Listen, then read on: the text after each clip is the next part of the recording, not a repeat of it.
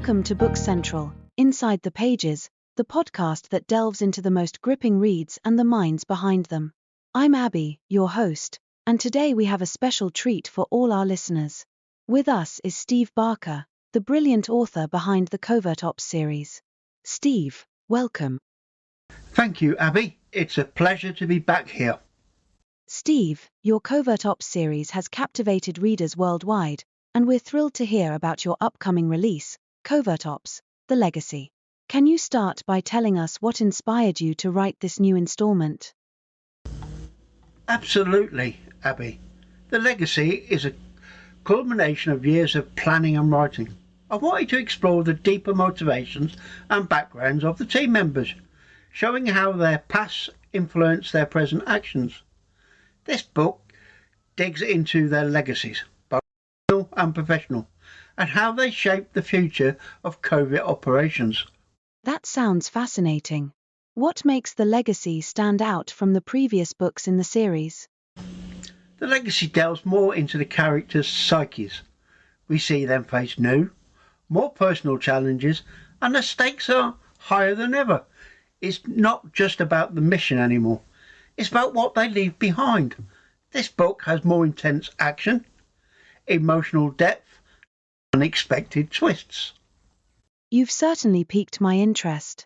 Can you share a bit about the plot without giving too much away? Of course, The Legacy, the Covert-Ops team faces a threat unlike they've ever encountered before. An old enemy resurfaces, and they must race against time to prevent a catastrophic event. Each team member past plays a crucial role in the unfolding events, leading to a gripping climax that will leave readers on the edge of their seats. I can't wait to read it. Now, for our listeners who are eager to dive into this thrilling adventure, when is the release date? The Legacy will be available on the 2nd of September, so mark your calendars. Listeners, you heard it here first. Now, Steve, I believe you've brought a special treat for us today. Yes, I have. I'm excited to read the first chapter of The Legacy. I hope it gives everybody a taste of what's to come. Fantastic. Without further ado, here is Steve Barker reading the first chapter of Covert-Ops, The Legacy. Chapter 1, The Message. Back home on the Isle of Wight, it's 1300. Lucy and I have just returned from the local boozer when my phone rings. I'm sitting on the edge of my seat wondering who wants some part of me today. As Lucy is closer than me to the phone, she and picks up my mobile. Hello? Lucy's vocal cords quiver with anticipation. Lucy! A familiar yet chilling voice says on the other end of the line. It's Simon. I need to talk to Steve. It's a matter of utmost importance. She hands me the phone. It's Simon. I think something is wrong, says Lucy. At that moment, the room appears to hang in suspended animation. The atmosphere electric with tension. This one conversation could change our lives forever. It sends shivers running down my spine as I take the receiver from Lucy's trembling hand. Steve, Simon begins. I need you to stay calm. I have some unsettling news, and I don't want you to lose it before I can explain everything. Something about the tone of Simon's voice tells me this is no ordinary call. Simon is not one to panic. Whatever he says must be grave. After placing a mobile on the speakerphone so Lucy can hear the conversation, my jaw clenches as I struggle to keep my composure. All right, Simon, tell me what the fuck is going on.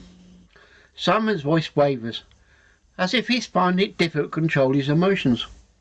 I received a letter this morning. It's handwritten and pushed through my letterbox.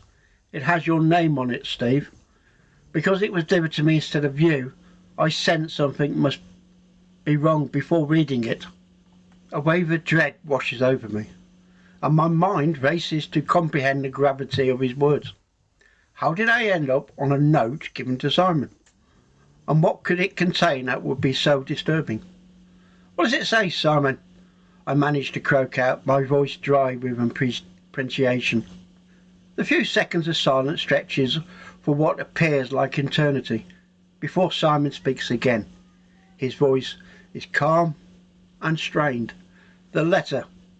It's a ransom demand from someone called Acosta. It says they have Abby and Bethany, Steve. Your daughters have been kidnapped. The world appears to spin out of control. Each word Simon utters sends shockwaves and anger through my veins. My grip on the phone tightens. My knuckles turn white. How did this happen? Who would dare lay their hands on my girls? And, Steve, Simon adds with a tremor in his voice, there's something more. Something that will send chills down your spine. The letter came in a blue-striped envelopes, like the ones that kept popping up after an assignment on St. Help a few years back. It's addressed to you. It tells a tale of revenge, revealing a motive tied to a mission the team carried out and the death of the arsehole Henry. My mind races, trying to piece together the fragments of this macabre puzzle. Someone from our past is out for retribution and has targeted us, using my daughters as pawns in their game of vengeance. As Simon's words echo in my ears, I can sense the rage boiling inside of me, threatening to consume me, but years of military training say I must stay strong and stay composed. So as soon as I manage to put my emotions away for now, there's something I always tell people. We meet on assignments, but it's a lot easier to do if you don't have a personal connection. The time for these people to suffer will come soon enough. For Abby and Bethany, I will do whatever it takes to bring them back, home, safe and unharmed. I don't care who I hurt or kill on the way. I'll find the ones responsible and I will make them pay. It's a battle I cannot afford to lose. Simon, does it say where they are being held? I say after a few moments, letting the logical part of my brain kick in. No, it says they'll be in touch again tomorrow, by telephone. Have you been in contact with George? He's with me, booking the ferry tickets. We'll arrive in West Cowes in 2 hours, and then take a taxi to the park. Do you want me to contact Derek? Says Simon, regaining his usual composure. No, I will call him straight after we finish. Before you come over, call Katie and Cody and give them a list of stuff we will need. I place the phone on the table and stroll over to the window to join Lucy, who is staring out across the field. The hairs on my neck start to stand up, accompanied by a sensation of numbness, which is now flushing through my body once more, my mind running in all directions. The voice of reason, Lucy, grabs my hand. Whatever this is, they will pay with their lives. But before we do anything, you'd better contact the girls and make sure there isn't someone testing our reactions. Without saying a word, I walk back to the mobile phone, pick it up and dial Abby's number. No answer. I try Bethany, but nobody answers. After several calls with no answer, I call her brother Hadley and ask him to check if anyone is home. While I'm doing this, Lucy dials Derek's number. The telephone rings 4 times before Derek comes to the line. Hi Lucy, what's up? You and the boys coming over to St. Bethany? Sorry, not this time. We need you to come here. We have a major issue. Some idiots have kidnapped Steve's daughters, says Lucy, her breathing now calm and slow, as though she's preparing to take a distant sniper headshot. After taking a few seconds for the message to sink in, what the fuck? Who are they? And why, Lucy? I don't have all the details, apart from the letter that was delivered to Simon in an envelope with a blue stripe down the middle, saying something about revenge for the death of somebody called Henry. They will call tomorrow at 12. Simon and Georgia are on the way over. Tell Steve I'm on my way. If anything goes according to plan, I will be with you tomorrow, if I catch the first flight out of here. Thanks, Derek. Should have some more elements by the time you arrive. In the meantime, I call Hadley and ask him to visit Abby and Bethany's house to find them and report them back to me as soon as he has any information. By now, my tactical brain is kicking in. Gone are the instant emotions of anger and guilt of putting my kids in this situation, replaced by how I will bring them back.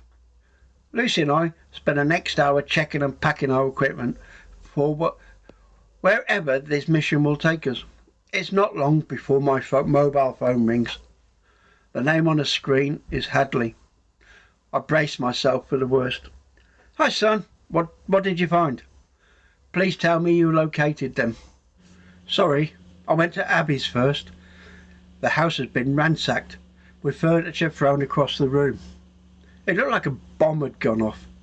I found the children crouched in the corner of the room, crying and shouting for their mum. So, I took them with me to Bethany's. The same had happened at her house. Luck was in, as James returned from work while I was looking around Bethany's house. So, I left all the kids with him. I'm now on my way to your house. I want to help get my sisters back. Okay, see when you arrive. You may spot Simon, George on the ferry. 2 hours later, George and Simon enter my lodge with rage etched on their faces. Over the years, they have become acquainted with my entire family and treated them as close friends, something I will rely on. This is a mission where lives are at stake and no money will change hands. They too have come prepared for the task at hand and brought their kit with them. After dropping their stuff off in the bedroom, they sit on a vacant sofa.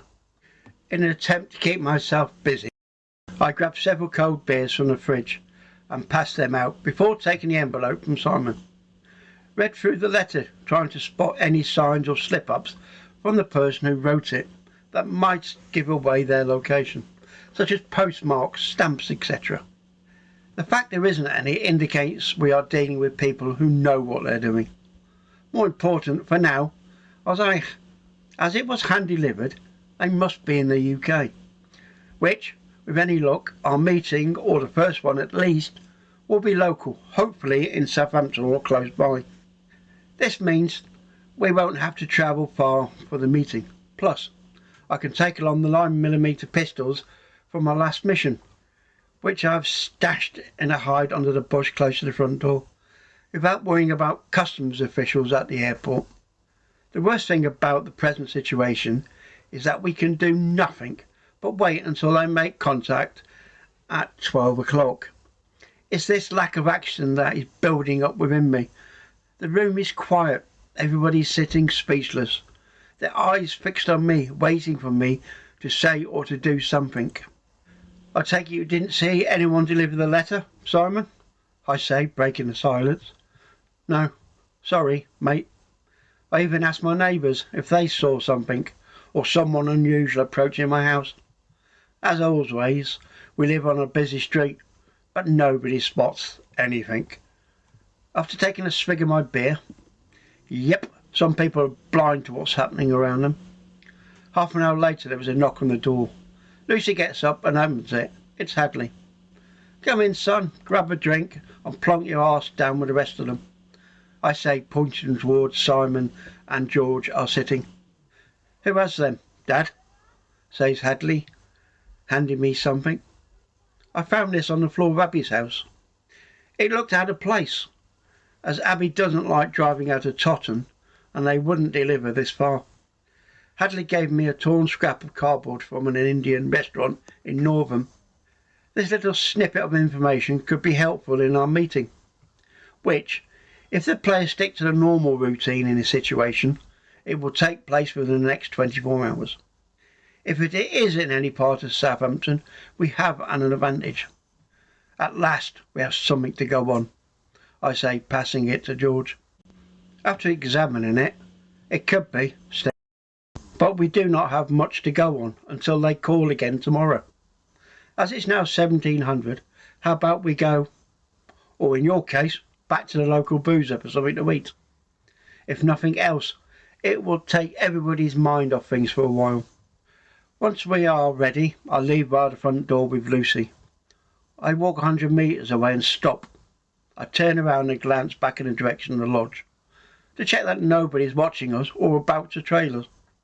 Over in the far corner of the car park, a man wearing what appears to be blue jeans and a blue bomber jacket is leaning against a wooden fence, talking on the phone. Is this an innocent person or something different? We will find out in the next few minutes. As planned, the rest of wait for a short time before leaving and following me and Lucy. Now, if the man does follow me, which I hope he does, the team will be behind him watching his every move. Halfway to Shanklin High Street, my mobile vibrates in my pocket. On the screen is a message from Simon. You are being followed. This must be the man we saw earlier, so there's no need to glance back. I know what he looks like. A tap, a reply. Roger. Monitor him and what he does. I take the next right down the alleyway between the cafe and W.H. Hertz, leading to the parking area. 2 minutes later, we make a left turn at the end of the alley, then take up position concealed by a small concrete wall behind the building and wait to find out what the man does. A few minutes pass before he appears. On most occasions, this is where I would grab the arsehole and beat the crap out of him until they tell me the information I need. But the car park is too open, with no secluded corners to take him to. So, for now, I'll leave him to wander off and try and pick us back up again. Another piece of the puzzle of who has my girls clicks into place. By the time we catch up with the rest, they're waiting on the patio near the entrance to the boozer. Thanks for coming to help us, I say. Stop whining, you green numpty. Sure you and Lucy would have dealt with the situation if required. Talking of which, where did he go? Says George, heading for the wooden door leading into the pub. We left him to wander off. He will probably stick his head in here looking for us, says Lucy, before following George inside. The place is quiet, with only a few patrons scattered around. Some are sat at the bar, staring down at their half-filled glasses, trying not to stare at anybody in the room. Another group of 5 people is sitting at the far end of the room, near the back door.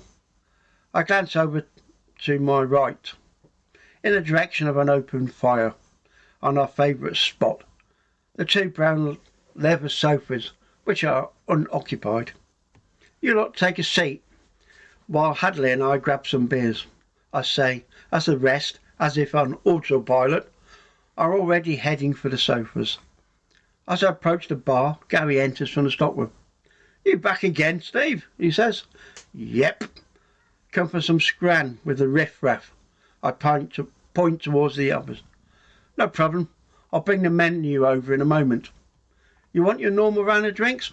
Yes, please. Once back with the beers, I place the tray on a small coffee table that separates the 2 sofas before plonking my arse down next to Lucy. Soon, Gary appears, detecting by our mood something must be up. He asks, you lot appear like someone's killed you. What's up? I've known Gary for some time now. He helped us several times out on past, so he can be trusted. After he pulls up a chair, I explain what's going on. From his appearance, he is angry as the rest of us. He met the girls numerous times when they came to the Isle of Wight to see me and Lucy. After telling us that if there is anything we need to do, we only have to ask, he returns to the kitchen to check on our food. One thing you can count on in life is that a veteran will always try to back up awkward silence with sarcasm. With that in mind, Simon says, tell me, you green numpty, have you been living like a hobo and kipping rough in the woods? Yes, Lucy and I went over to the Downs last weekend. We found some trees and bashed it up. A great sensation of freedom. Something that you can't appreciate, you donkey walloper, due to your lovers sleeping in tin cans. Can't argue with that. More room to store the beers. Talking of which, they want refills, comes reply from Simon. The instant Simon returns with the beers, his phone starts ringing. After a couple of minutes of listening to Simon having a one-way conversation, he hangs up and takes a drink from a half-filled glass in front of him. That was Katie. They had primed up their contacts around the Caribbean. I made an educated guess about where the people holding the girls would be located, due to the envelope and its connection with St. Bethany.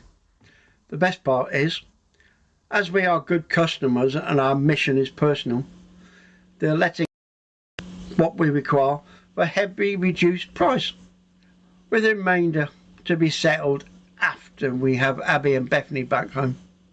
Looks like everything's starting to come together. Shame we can't go and kick some ass right now, says George, putting down an empty glass. We can't do much till after the call tomorrow, when we have more details and Hadley is out of the way. No way am I staying out of this. They are my sisters. Besides, you may need my taekwondo skills in a punch-up, says Hadley, annoyed at the suggestion that he monitors from the sidelines. Okay, you're in until we head overseas, but you'd better stay close to me and do what I tell you. The people you are dealing with will not hesitate to kill you, and no way I'm risking all my kids. Your talents will be needed here, and you can work with somebody who has helped us before. A short time later, Gary appears with the food. Here you go, boys, and of course Lucy. Enjoy. By the time we finish the meal and several more drinks, it's 2200 hours, so we decide to leave and head back to my place, not knowing if the idiot we encountered earlier is still around. Lucy, Hadley and I exit the building first. Like a good rifleman, I vary the route. Instead of the direct way home, I cross over the road, take a left and follow the footpath. The rest depart 5 minutes later, taking a route we had discussed prior to leaving. It isn't long before Lucy hands me her phone. It's a text from George. Same numpty apologised early is telling us. The man escaped a battering a few hours back when he followed her to the pub, but his luck has now run out. I turn to Lucy and tell her to send the following message. At the junction, turn right. I will lead the target to the coastal path. Once we arrive, close in. Moments later, we make the turn and head down a narrow alleyway lined with cobblestone walled buildings. At the end, a faint glow from a streetlight throws a beam of light onto the tarmac footpath. To our left, a little down the hill, a small alcove juts out facing English Channel, containing 4 battered-looking benches. The area is surrounded by high green bushes, making the seats useless for sitting on and looking out to sea, but perfect for what I have in mind. Our plan is working. Our new friend makes his second fatal mistake this evening. He turns left and heads down towards us. In one swift we turn and charge towards him. Sensing he is in danger, he spins around and tries to sprint back the way he came. He covers only a short distance before running straight into George and Simon, acting like a rat in the glare of headlights beneath the street lamp. The man is confused, not knowing which way to turn. The decision is made for him. Simon knocks him hard into the railings. At the same time, George pins the man's head against the guardrail. Once they have him under control, he's led down to where I'm waiting. I need to ask the arsehole a few polite questions. The cover of the hedgerow and the lack of light in this area should conceal any movements that might attract some nosy bastard to what we're doing. When he arrives, I force him to sit on the front bench facing the sea, with George pinning his arms down and behind the backrest. For a couple of minutes, we do nothing. The only sound is the waves below, lashing the shoreline, and the occasional noise from some sort of nocturnal creature. Not that I didn't know what was coming next, but I wanted his mind to venture into the dark recesses of his brain, wondering what we were going to do to him. The eerie silence is broken when I nod to George, who punches the man hard in the face before we let loose our trained interrogator Lucy on him. Lucy moves her face millimetres away from his and blows softly, the cold air condensing her breath as she does. He tries to move his head away, but Simon holds him firm. Now, some bad people, who we believe you can tell us who they are, have pissed off my friend here. Lucy points at me. He wants to kill you without you answering any of my questions. Positive that isn't good with you, so talk to me and all will be fine, and you can go on your way. Of course, there is no way this man is leaving here alive, but he doesn't need to know that yet. Don't answer or try lying to me. You'll be swimming face down in the ocean by the cliff behind me. Say yes or grunt if you understand. Lucy moves away to let the message sink in. The man says nothing, losing my cool. This is my daughter's lives are on the line, arsehole, and trust me, I'll kill you if you don't give me the information we require. Simon places his hand over his mouth while George smacks him hard again. So hard in the stomach he tries to scream, but can't, as Simon's hands muffled the sound. Shall we try that again? Say yes, so I can understand you comprehend what I'm asking. Lucy asks again. Once more, was nothing but silence. Grab his arms and legs, boys, and let's toss him over the cliff. I say, my patience running out. With him, struggling and fighting for his life, we move him closer to the edge before picking him off the ground. Last chance, arsehole, I say, after moving my head towards his left ear. Okay, put me down, I'll tell you anything.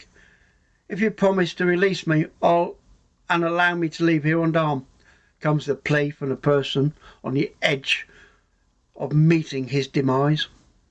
You have my word, Scout's honour, I say with menace.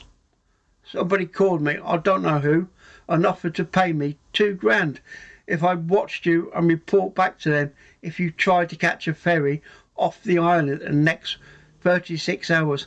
That's all I have. Hand me the number of who you are contact, or it's flying lessons for you, says Lucy, back in the man's face. I don't have it on me. It's back in my house.